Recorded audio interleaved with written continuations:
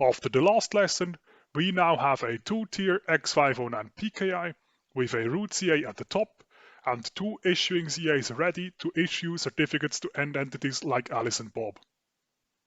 Within X.509 PKIs, the end entities often have two options for obtaining a certificate.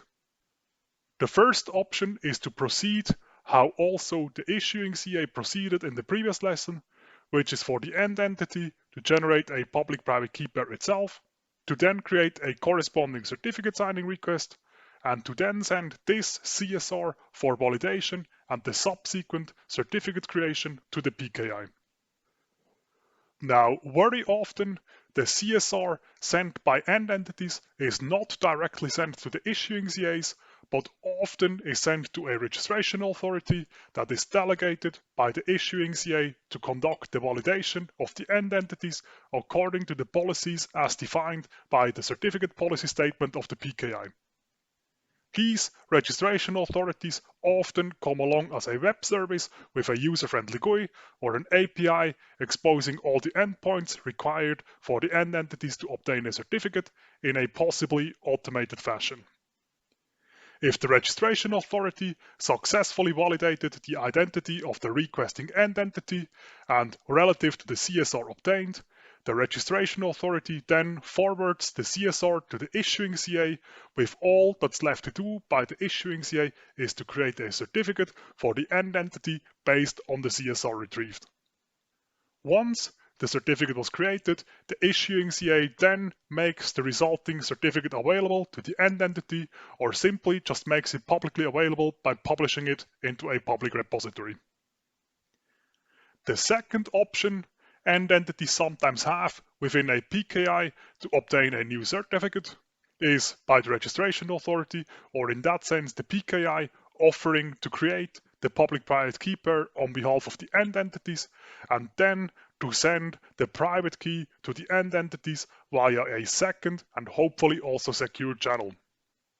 This second option is clearly only a second choice in terms of security, as private keys should ideally be born and die in the same place to maximize security. Sending private keys around is clearly a risk, so this second option should likely at most be used within private company internal PKIs. Having clarified some basic theory, let's proceed to finally create the certificates for Alice and Bob. I will go with my previous recommendation and approach this by having Alice and Bob obtain their certificates by requesting the certificates via CSRs. In our PKI, Alice will get her certificate from the issuing CA1 and Bob will get his certificate from the issuing CA2. So starting with Alice, I created a CSR for a 2048-bit RSA public-private key by using this first OpenSSL command shown on the left and by indicating that the subject of the certificate to be issued is Alice. This will again create two files, a yellow file with the freshly generated 2048-bit public-private RSA key pair and the blue file with the CSR, which is structurally the same as the CSRs that we have seen before. Where it gets interesting is when the issuing CA1 creates the signing certificate of Alice. For this, Alice, of course, would need to first send her CSR via a registration authority to the issuing CA1, and with the issuing CA1, then based on this CSR, creating a signing certificate for Alice, where the issuing CA1, of course, makes use of its very own public-private key pair it owns for the purpose of signing certificates. Looking at the first OpenSSL command on the left, I made OpenSSL create a certificate for Alice with a validity period of 365 days for the purpose of creating digital signatures.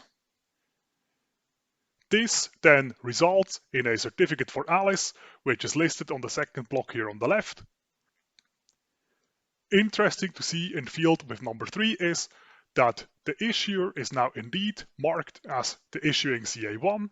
and the key identifier listed in field number 4 could then be verified to be the same key identifier as the subject key identifier in the certificate of issuing CA1.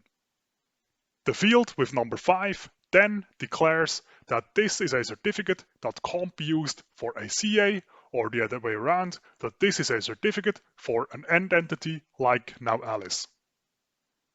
Field number 6 for subject alternative names then lists the email address of Alice, which binds this certificate to be only usable with respect to the email address of Alice. Field number 7, named Authority Information Access, then declares the URL of the Online Certificate Status Protocol OCSP endpoint provided by the issuing CA1, with OCSP as a protocol then useful to ask the issuing CA1 whether at the point of use the certificate is still considered valid by the issuing CA1 or whether the certificate was prematurely revoked for one reason or another. This OCSP endpoint of the issuing CA1 we will make heavy use of during the demonstration in the last chapter of this course, so stay tuned for another few minutes to see all of this really put to work soon. The final demonstration in the last chapter of this course on how to use the constructed PKI to secure the exchange of emails between Alice and Bob will be a sign then encrypt application, and for this, besides the signature certificate of Alice, we will also need an encryption key for Bob, and of course, this encryption key needs to be certified with a certificate.